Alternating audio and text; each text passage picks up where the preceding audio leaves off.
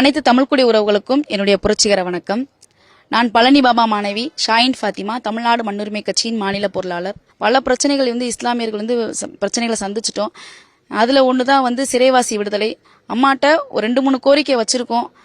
தமிழ்நாடு மண்ணுரிமை கட்சி சார்பாக வச்சிருக்கோம். ஏன்னா எங்க அத்தா பழனி பாபா சொன்ன ஒரே ஒரு அரசியல் தலைவரை அவர் புகழ்ந்து பேசியிருக்காருன்னா சசிகலாமா மட்டும்தான், சின்னம்மா மட்டும்தான் அவர் புகழ்ந்து பேசியிருக்காரு.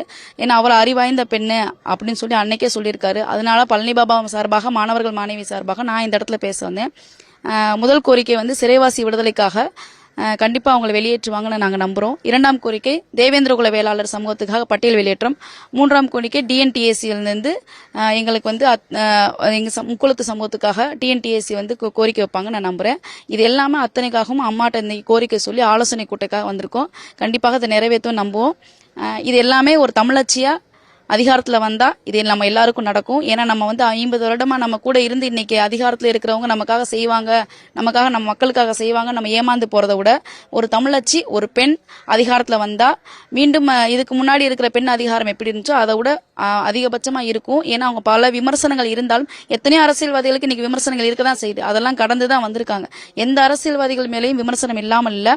அந்த விமர்சனத்தை தகச்சு இருந்து ஒரு பெண் அதிகாரத்துல நமக்காக குரல் கொடுப்பேன்னு சொல்லியிருக்காங்க. எங்க கோரிக்கையை நிறைவேற்றுவாங்கன்னு நம்புறோம். இஸ்லாமிய மக்கள் சார்பாகவும், பழனி பாபா மாநிலம் சார்பாகவும், தமிழ்நாடு மண்ணுரிமை கட்சி சார்பாகவும் நான் நன்றியை தெரிவித்துக் கொள்கிறேன். நன்றி.